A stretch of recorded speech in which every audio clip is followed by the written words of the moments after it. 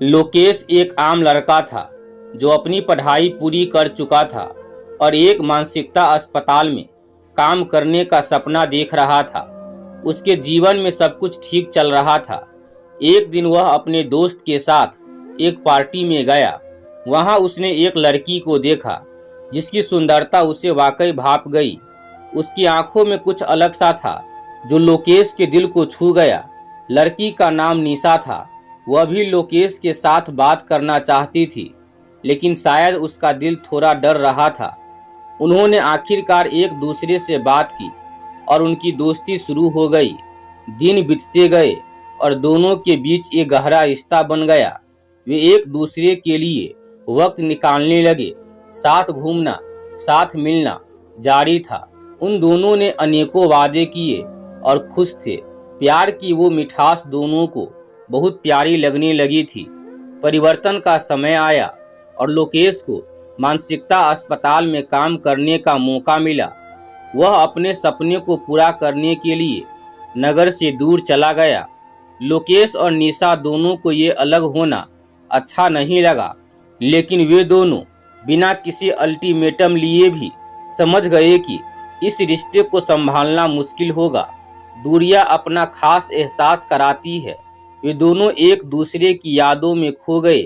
निशा लोकेश की यादों को अपनी आंखों में समाने की कोशिश करती थी और लोकेश निशा के सपनों में अपने आप को ढूंढता था। एक दूसरे का ख्याल रखना दूर से लगा रहता था। चोरी चुपके मिलने का बहाना निशा का लगा रहता था। लोकेश सप्ताह में केवल एक बार ही गांव आता था। उन दोनों का मुलाकात हो जाता था, लेकिन डर के आलम में मुलाकात अच्छा से नहीं हो पाता था। परिवर्तन का समय बीतता रहा और एक दिन लोकेश को अपने घर में कुछ काम के लिए जाना पड़ा। उसने निशा से मिलने का सोचा और उसे जरूरत बताई। निशा ने उसे अपने घर आने के लिए आमंत्रित किया और दोनों की मुलाकात हुई। मुलाकात के दौरान लोकेश ने निशा के आंखों में आंसू देखा और निशा से पूछा कि क्यों रोना शुरू कर दी हो। निशा ने व्यथित होकर बताई कि उसके जीवन में एक और लड़का आ गया है जिसका नाम अजीत है, लेकिन मैं आपसे ज्यादा प्यार करती हूँ। निशा बहुत बातें बताई और समझाने की कोशिश की। हम दोनों कभी भी अलग नहीं जी सकते हैं। आप हम पर विश्वास करो। मैं अजीत से प्यार नहीं करती हूँ, बस ऐसे ही बातें कर लेती हूँ। लोकेश को यह सब सुनकर अचानक बहुत दुख महसूस हुआ। उसका दिल टूट गया क्योंकि वह जानता था कि उसकी प्यारी निशा अब किसी और के साथ है जिसे वह कभी नहीं छोड़ सकता था। उसकी आंखों में आंसू आ गए और वह निशा के पास सिर झुकाकर बैठ गया। निशा भी लोकेश को बहुत मिस कर रही थी, लेकिन उसे भी यह जानते हुए बहुत दर्द हो रहा था कि उसे अपने परिवार के खिलाफ कदम उठाना पड़ रहा है। दोनों अपने विचारों और भावनाओं को साझा करते रहे और उनके बीच का प्यार और समझदारी बढ़ गई। वहां से लोकेश का वापसी का समय आया और वे दोनों एक दूसरे को गले लगाकर मिले, लेकिन दोनों के आंखों से आंसू निकलने लगा। लोकेश ने अपनी निशा को वादा किया कि वह कभी भी उसे अकेला नहीं छोड़ेगा और निशा ने उसे पक्का वादा किया कि वह हमेशा उसके साथ खड़ी रहेगी। लेकिन निशा के प्यार ज्यादा दिन तक अजीत के साथ नहीं चला। कुछ ही सालों में दोनों का ब्रेकअप हो गया।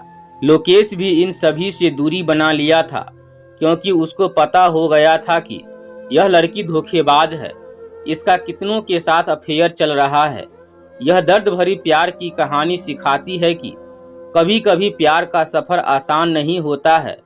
दर्द और परेशानियां आती जाती रहती है, लेकिन जब दोनों दिल से प्यार करते हैं और एक दूसरे के साथ खड़े होते हैं तो वे हर मुश्किल का सामना कर सकते हैं। यह कहानी हमें याद दिलाती है कि प्यार जीवन का सबसे बड़ा और अनमोल उपहार है। हालांकि इसके साथ ही हमें यह भी सिखाती है कि प्यार में दर्द और कठिनाइयां हो सकती है, लेकिन जब हम अपने प्यार के लिए लड़ते हैं और उसे संभालने के लिए अपने आप को समर्पित करते हैं तो हम अपनी सच्ची खुशियों को प्राप्त कर सकते हैं। यह कहानी हमें यह भी सिखाती है कि दो लोग एक दूसरे के बिना नहीं रह सकते हैं। जब दिलों में प्यार होता है तो दूरियां बस शरीरों को अलग करती है, परंतु आत्मा हमेशा साथ रहती है। यह दर्द भरे प्यार की कहानी हमें याद दिलाती है कि प्यार का आयाम भौतिक दूरी से अधिक है। प्यार में दर्द हो सकता है, लेकिन उस दर्द को जीने और संभालने की शक्ति हमारे अंदर ही होती है। इस कहानी से हमें यह सीखना चाहिए कि हमेशा अपने प्यार के लिए लड़ने की जगह हमें अपने प्यार के साथ सहयोगी और समर्थक बनने की जरूरत होती है। प्यार में दर्द होना सामान्य है, लेकिन उस दर्द के बावजूद हमें आगे बढ़ने की हिम्मत रखनी चाहिए। प्यार में मिला दर्द, लेकिन इस दर्द को सहकर जीने की क्षमता हमारी सबसे बड़ी ताकत होती है।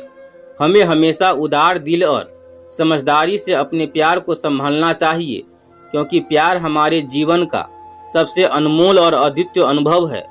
दोस्तों, मुझे पूरी उम्मीद है कि यह स्टोरी आपको जरूर अच्छी लगी होगी। यदि आपको यह स्टोरी अच्छी लगी हो तो वीडियो को लाइक करके चैनल को सब्सक्राइब जरूर कर लीजिएगा और साथ में इस स्टोरी को अपने दोस्तों के साथ शेयर जरूर कीजिएगा। आपका अपना कीमती समय देने के लिए आपको दिल से धन्यवाद। आपका दिन शुभ हो। जय हिंद, जय भारत।